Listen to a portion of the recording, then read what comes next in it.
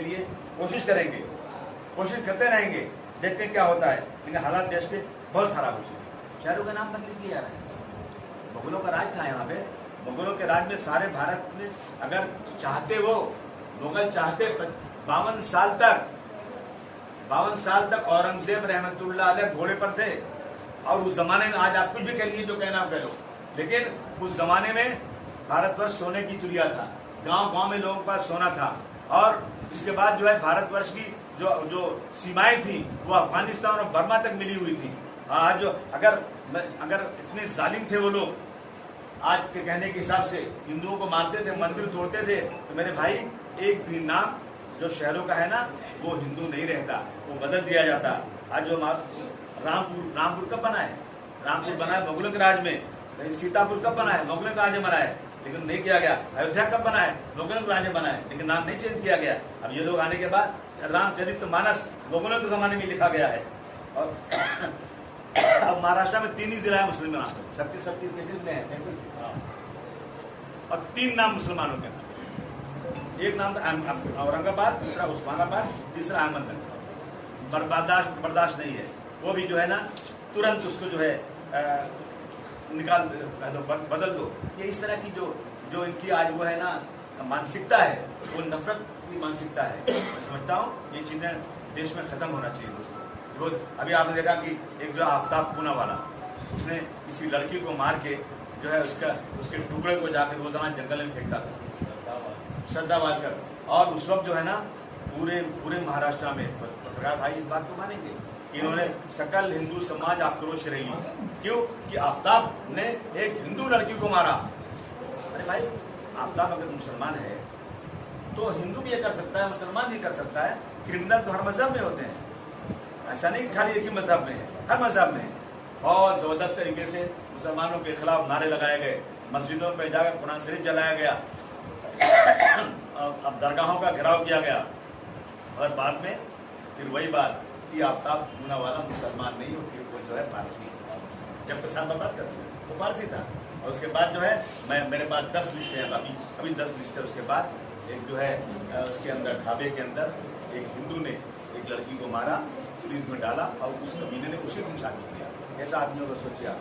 मेरठ में एक लड़की जो है एक मुसलमान लड़के को मार के सूटकेस में लेके जा रही थी और पकड़ी गई स्टेशन के ऊपर। कितनी चीजें इसके बाद आई हैं, लेकिन उसका नाम नहीं आएगा। क्यों नहीं आएगा? क्योंकि वो मुसलमान नहीं। तो ये मुसलमानों के साथ जानबूझकर ये हो रहा है ना, देश में मुसलमानों को बर्बाद किया जा रहा है, उनको परेशान किया जा रहा है। और जो है इस तरह से ऐसा कानून आएगा, मतलब धर्म को बीच में लाएंगे कानून ऐसा कि जिसमें मुसलमानों को यूनिफॉर्म सिविल कोड मानना है, यानी जो शरीयत ने कहा है उस पर नहीं चलना है, जो सरकार कह रही है उस पर चलना है। मुल्क में एक कानून होना चाहिए।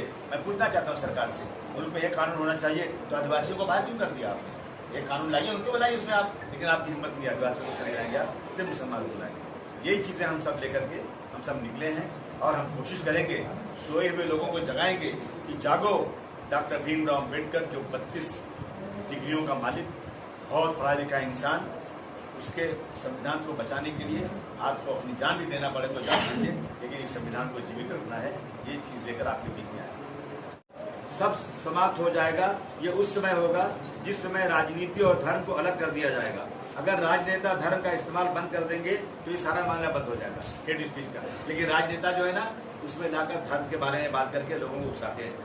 उन्होंने आगे कहा है, अवमानना याचिका दायर करने वाले वकील निजाम पाशा ने अदालत से कहा कि महाराष्ट्र में हर 2 दिन में एक हेड स्पीच की घटना होती है, देश के बाकी राज्यों में ऐसा नहीं होता, ऐसा केवल सबसे ज्यादा महाराष्ट्र में होता है हेड स्पीच का। ये सुप्रीम कोर्ट की बात है।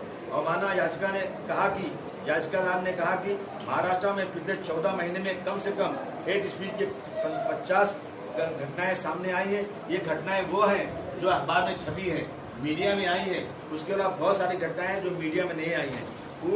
पीठ के पूर्व प्रधानमंत्री जवाहरलाल नेहरू, अटल बिहारी वाजपेयी, वो कहना जस्टिस कह रहे हैं कि अटल बिहारी वाजपेयी साहब, जवाहरलाल नेहरू साहब जब भाषण करते थे तो लोग दूर दूर से अपने किराए से आते थे उनका भाषण सुनने के लिए। लेकिन आज भाषण कोई ऐसा भाषण होता है जो सिर्फ नफरत होता है। सुनवाई के दौरान justice Joseph, solicitor general Tushar को बहुत डांट सुनाई उन्होंने कि ये क्या हो रहा है महाराष्ट्र के अंदर, लेकिन कहीं भी इसकी रोक नहीं लगाई जा रही है। साथियों, इसमें जो है उन्होंने जो जस्टिस ने कहा, उन्होंने कहा कि राज्य लगता है नपुंसक हो गया है। नपुंसक लफ्ज कितना बदनाम करने वाला लफ्ज है कि हेट स्पीच पे सरकारें नपुंसक हो गई, जो उस पर कार्रवाई नहीं करती। हेट स्पीच पर लगाम लगाने के लिए महाराष्ट्र सरकार विफल है। ये सरकार, ये कोर्ट कह रहा है, सुप्रीम कोर्ट कह रहा है कि ये इस पे लगाम लगाने के लिए महाराष्ट्र सरकार बिल्कुल विफल हो चुकी है। शाहीन अब्दुल्ला ने सुप्रीम कोर्ट की याचिका दायर करते हुए कहा था कि सुप्रीम कोर्ट के राज्यों में को कई बार हेट स्पीच पर लगाम लगाने के आदेश दे चुका है। इसके बावजूद हिंदू संगठनों की हेट स्पीचेस पर लगाम लगाने में महाराष्ट्र सरकार बिल्कुल विफल है।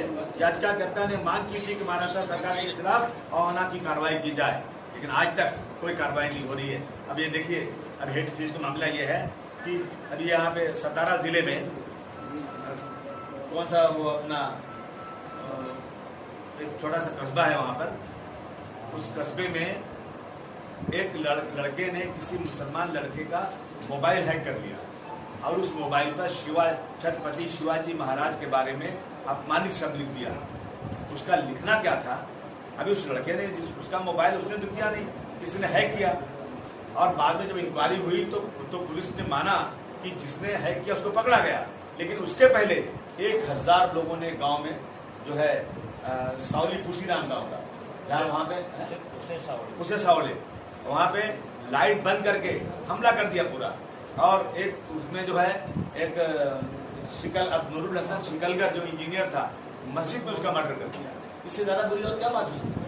उसकी पत्नी प्रेग्नेंट है। मैं हाउस में जब मैं खड़ा होता हूँ तो 50 लोग खड़े हो जाते हैं मेरे खिलाफ कि झूठ बोल रहे हैं। क्या झूठ बोल रहा हूँ, इंक्वायरी कर लीजिए।